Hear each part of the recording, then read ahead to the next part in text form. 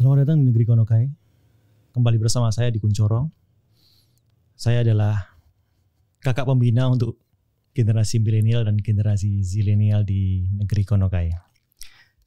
Kali ini saya akan ngomongin tentang sebuah masa kepemimpinan di Negeri Konokai yang ya selama 20 tahun terakhir hanya berkutat di antara elit-elit itu saja. Nah, dari semua peristiwa yang terjadi berurutan setiap tahun, dari tahun ke tahun, dari pemilihan presiden Negeri Konokai, saya melihat pola-pola yang begitu khas, yang begitu terstruktur ya. Memang seperti itu. Pola ini adalah pola di mana seorang pemimpin itu tahu bagaimana cara dia menggapai tampuk kepemimpinannya, kursi kepemimpinannya, bagaimana cara dia menggalang massa segala macam, berretorika segala macam.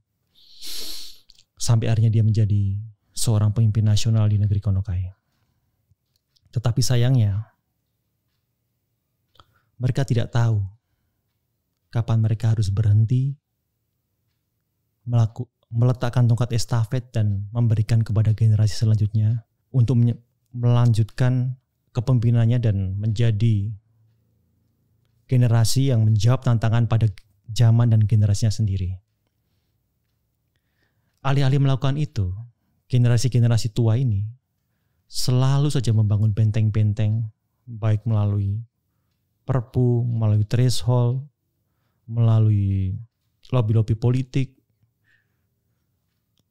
yang hanya membuat benteng di lingkaran-lingkaran elit mereka itu saja. Hal ini pun terjadi pada ketua-ketua partai di Negeri Konokai. Alih-alih mereka tahu bagaimana membuat sebuah kepemimpinan mereka itu berlanjut pada generasi setelahnya, mereka justru membuat sebuah dinasti agar mereka pun tidak kehilangan pengaruh. Tentu saja pengaruh politik. Dan itu terjadi dari banyak keluarga-keluarga elit di Negeri Konokai. Dan itu mengakibatkan bahwa iklim demokrasi di Negeri Konokai itu menjadi semakin tidak sehat dan semakin mengerucut, dan akhirnya banyak orang yang menafsirkannya sebagai pemerintahan oligarki. Nah, pemerintahan oligarki itu hanyalah pemerintahan yang tahu kapan mereka mendapatkan, tapi mereka tidak tahu kapan mereka harus memencet rem, menekan rem, dan mereka berkata bahwa saya sudah cukup dan biarkan generasi selanjutnya yang akan membawa bangsa ini menjadi semakin maju untuk menjawab tantangan pada generasi dan zamannya generasi selanjutnya. Kalau di istilah yang sangat populer di Negeri Konokai itu ada istilah yang mengatakan bahwa di depan kita membangun contoh, di tengah kita membangun semangat, di belakang kita membuat dorongan. Nah, itu sebetulnya proses yang berkelanjutan. Proses yang harus dilalui seorang pemimpin dari tahap berikutnya ke tahap berikutnya. Tetapi kebanyakan pemimpin di Negeri Konokai tidak mau melanjutkan ke next levelnya. Mereka hanya ingin berada di depan. Jadi di depan mereka menjadi teladan.